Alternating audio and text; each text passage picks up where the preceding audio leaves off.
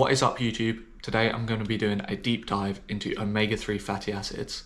This video should tell you everything you need to know whether you should take them as a supplement or not, and all the nuances around that. Starting with the types of omega-3s, there's EPAs, DHAs, and ALAs. The ALAs are shit, so don't worry about those ones. The first two you can get mostly from eating fish.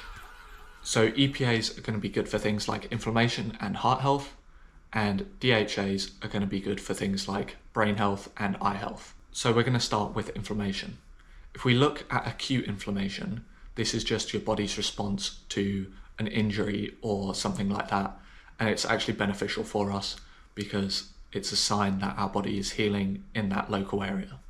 However, when it comes to chronic inflammation, this is going to give us issues like Crohn's disease, arthritis, things like that.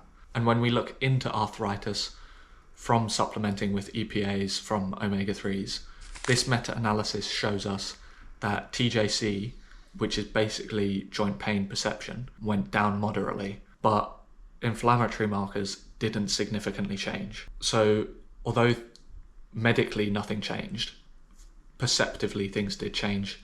Could this be placebo effect? Yes, potentially. And then here's a study that shows one inflammatory marker reduced. This can play into the it's not placebo, but that's up to you to decide. Moving on to Crohn's disease, another inflammatory disease. This meta-analysis shows mixed results whether supplementation with omega-3s is reducing Crohn's disease.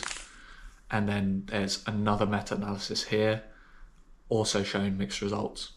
And then there's one final meta-analysis looking into asthma, which is another inflammatory disease, and this also shows mixed results. So whether it actually helps with inflammation is debatable, and if it does, it's going to be in arthritis.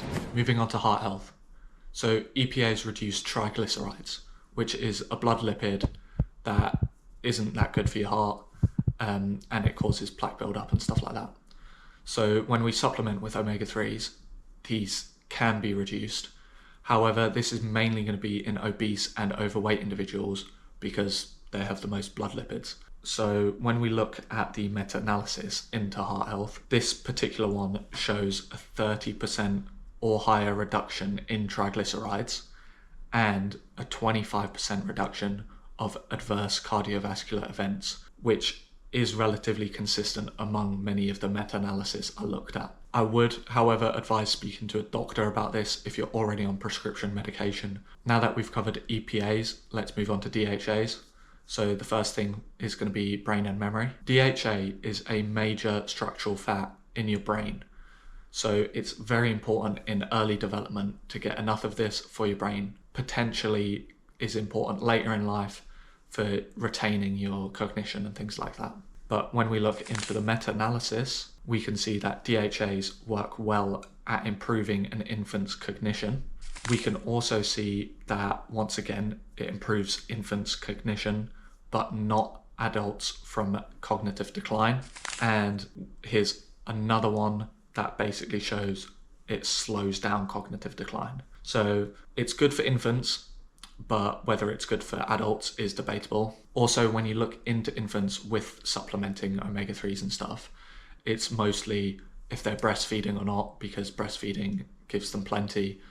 It's whether you're using formulas and stuff like that, that's where they're beneficial. Then we can look into eye health as well, because DHAs are very concentrated in the retina of your eye. So they're going to be important for vision, developing vision and retaining vision later in life. So we look into meta-analysis for this.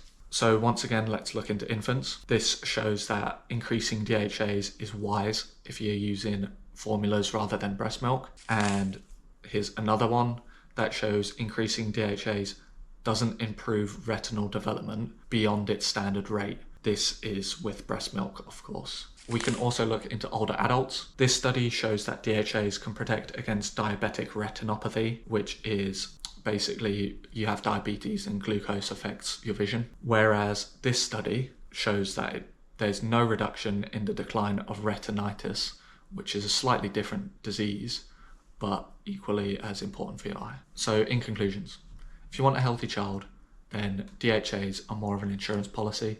Unless you're using formula, then I would highly recommend you supplement your child with them. If you're an older adult and you're trying to retain your brain, then they're probably not going to work.